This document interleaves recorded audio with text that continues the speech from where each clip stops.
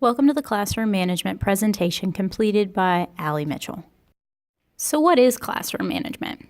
Classroom management is a term used by facilitators to describe the process of ensuring that the learning environment runs smoothly despite outside factors. This term can also be considered a verb used to describe the prevention of disruptions in the learning environment. Why is classroom management important, you ask? Classroom management plays a very important role in the learning process because it directly affects many aspects inside the classroom. Just a few of these aspects are the safety of the learners inside of the classroom, the learning environment itself, and the relationships built between the learners. So let's talk a little more about classroom safety. A classroom that is properly managed will have fewer class disruptions than the poorly managed classroom. Fewer disruptions in the classroom will provide the facilitator, me, with less disruptive behavior to address. Additionally, less time spent addressing concerns or complaints is more time that the learners can spend doing activities and completing learning. So what about the learning environment? The learning environment in the classroom is going to be made up of two different aspects. Your first aspect is the physical space of the classroom, and then you have the cognitive space of the learner. The physical needs of the learner can be met by giving them the tools and resources that they need. Accessibility in the classroom, accessibility to resources, etc. While facilitators use their tone to set an encouraging atmosphere to meet the cognitive needs of the learner, using classroom management techniques to meet both the physical and cognitive needs of the learner will create an engaging and safe learning environment. So let's talk about relationships, the peer-to-peer relationships between the learners, to be more exact. By effectively managing the learners in the classroom environment, it promotes the growth of healthy peer-to-peer relationships.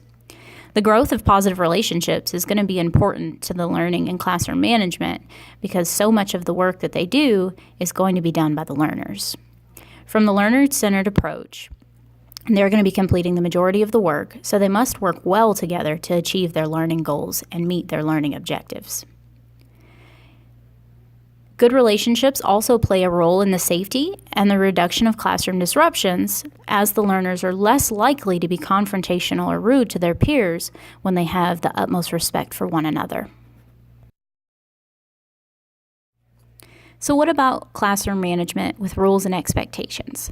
Well, that brings us to what are rules and expectations? A rule is an explicit guideline that governs the conduct in the classroom, whereas an expectation will be set by the facilitator and is an expected behavior from the learner themselves.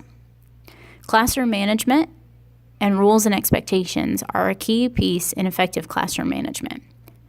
The rules and expectations keep the learning environment safe, productive, and orderly. Without consistent and clear rules and expectations, the learning environment is most definitely affected.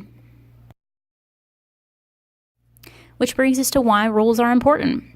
Classroom rules are important to assist the learner in understanding what is acceptable and what is not in their behavior. When the facilitator has less time spent on the redirection of poor behavior, there is more time that can be spent on actual learning and actual direction of the learners. Rules are in place to prevent the undesired actions from the learners occurring in the classroom setting, which will lead to reduced disruptions and distractions.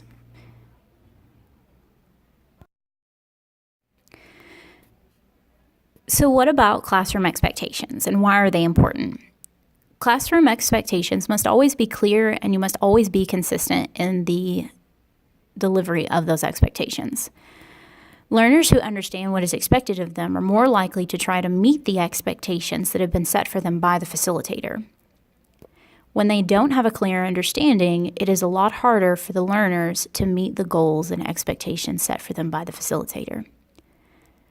When they do have a clear understanding and the expectations are clearly enforced, the learners are able to become more accountable for their behavior, and they can also, in turn, become more accountable for their learning. So let's take a look at another aspect of classroom management, the trainer's placement in the classroom, and how it affects the environment for the learners. The facilitator's placement in the classroom plays a very key role in creating a productive learning environment. The placement affects the physical space of the learning process and can assist the learners in having a more defined understanding of the learning process. So let's take a moment to discuss the different areas of placement that the trainer can be present in the learning environment or the classroom. When a trainer is placed at the front of the room, it can be seen as authoritative by the learners, and those learners may be less likely to learn from that facilitator as they feel that they are less than the facilitator. A percentage of students are less likely to learn as they feel that they are beneath the trainer, which is not positive for the learning environment. What about trainer placement from the middle of the room? Training from the middle of the classroom will provide the trainer the ability to speak to all the learners at once. It's almost similar to taking center stage, so to say. However, half of the agents will always be behind you depending which direction you're facing. If you're facing the front of the room, the agents in the back will be behind you. If you turn to face the rear of the room, the agents at the front will now be behind you. This can make the agents feel like they are more of equal to the facilitator, but we're not able to always reach all of the agents because we can't always see all of the agents. So what about trainer placement at the back of the room? Training from the back of the classroom provides the ability to speak and see all of the learners at once. This is by far the most beneficial placement for the facilitator to be in the learning environment. This also provides the facilitator the advantage of easily spotting those who are off task, as they will look back to the room to see if they're being monitored. It will provide the facilitator more opportunities to see those who are struggling and those who are off task as well. So the best trainer placement is going to be at the back of the room.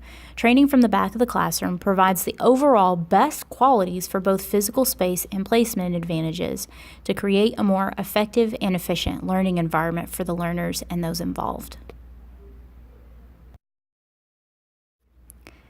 This completes our presentation over classroom management. Thank you for joining us.